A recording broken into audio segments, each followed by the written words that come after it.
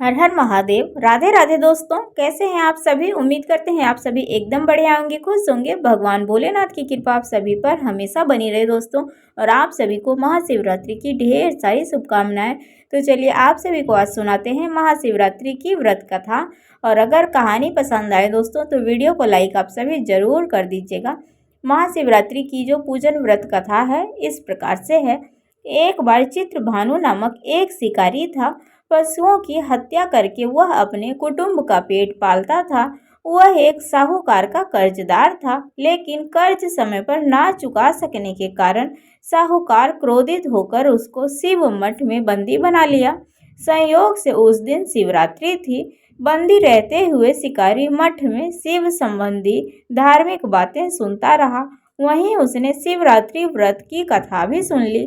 संध्या होने पर साहूकार ने उसे बुलाया और कर्ज चुकाने के लिए पूछा, तो शिकारी अगले दिन सारा कर्ज लौटा देने का वचन दिया।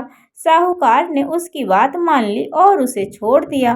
शिकारी जंगल में शिकार के लिए निकला, लेकिन दिन भर बंदी गृह में रहने के कारण भूख प्यास से व्याकुल था। सूर्यास्त होने पर वह एक जलाशय के समीप गया और वहां एक घाट के किनारे एक पेड़ पर थोड़ा सा जल पीने के लिए लेकर चढ़ गया, क्योंकि उसे पूरी उम्मीद थी कि कोई न कोई जानवर अपनी प्यास बुझाने के लिए यहाँ जरूर आएगा।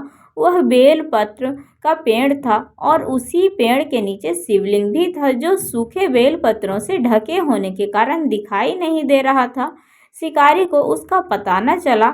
भूख और प्यास से थका वो उसी मचान पर बैठ गया। मचान बनाते समय उसने जो टहनियाँ तोड़ी वो संयोग से शिवलिंग पर गिरी। इस प्रकार दिन भर भूखे प्यासे शिकारी का व्रत भी हो गया और शिवलिंग पर बेलपत्र भी चढ़ गए। एक पहर बीत जाने पर एक गर्भिणी मृगी तालाब पर पानी पीने पहुंची। शिकारी ने धनुष पर तीर चढ़ाकर ज्यों ही प्रत्यंचा खींची, उसके हाथ से धक्के से कुछ पत्ते और कुछ जल की बूंदें नीचे बने शिवलिंग पर गिरी और अनजाने में ही शिकारी की पहले पहर की पूजा हो गई। मृगी बोली, मैं गर्भिणी हूँ, शीघ्र ही प्रसव करूंगी। तुम एक साथ दो जीवों की हत्या करोगे, जो ठीक नहीं है। मैं बच्चे को जन्म देकर शीघ्र ही तुम्हारे समक्ष प्रस्तुत हो जाऊंगी, तब मार लेना। शिकारी ने प्रत्यंचा ढीली कर दी और मृगी जंगली झाड़ियों में लुप्त हो गई। कुछ ही देर बाद एक मृगी उधर से निकली। शिकारी की प्रसन्नता का ठिकाना न रहा। समीप आने पर उसने धनुष पर फिर से बाण चढ़ाया। कुछ बेलपत्र नीचे शिवलिंग पर जा गिरे। अनायास ही शिकारी की दूसरे पहर की पूजा भी हो गई। तब उसने देख मृगी को विनम्रता पूर्वक निवेदन किया कि मैं थोड़ी देर पहले ऋतु से निवृत्त हुई हूँ, कामातुर विहरणी हूँ, अपने प्रिय की खोज में भटक रही हूँ। मैं अपने पति से मिलकर शीघ्र ही तुम्हारे पास आ जाऊंगी। शिकारी ने उसे भी जाने दिया। 2 बार शिकार को खोकर वह चिंता में पड़ गया। रात्रि का आखिरी पहर भी बीत रहा था।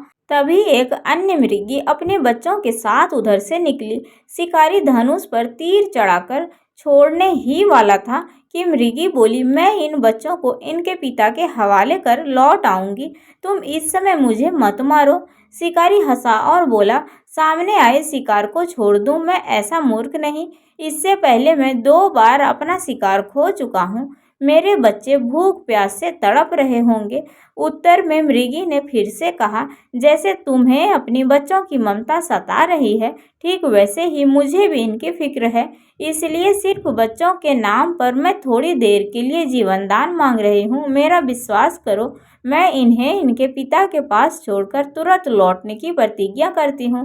मृगी का दिन स्वर सुनकर शिकारी को उस पर दया आ गई। उसने उस मृगी को भी जाने दिया। शिकार के अभाव में बेल वृक्ष पर बैठा शिकारी बेलपत्र तोड़ तोड़कर नीचे फेंकता जा रहा था। उसके तीसरे पहर की पूजा भी स्वतः ही संपन्न हो गई। पौ फटने की हुई तो एक हष्ट पुष्ट मृग उसी रास्ते पर आया। शिकारी ने सोच लिया कि इसका शिकार वह अवश्य करेगा।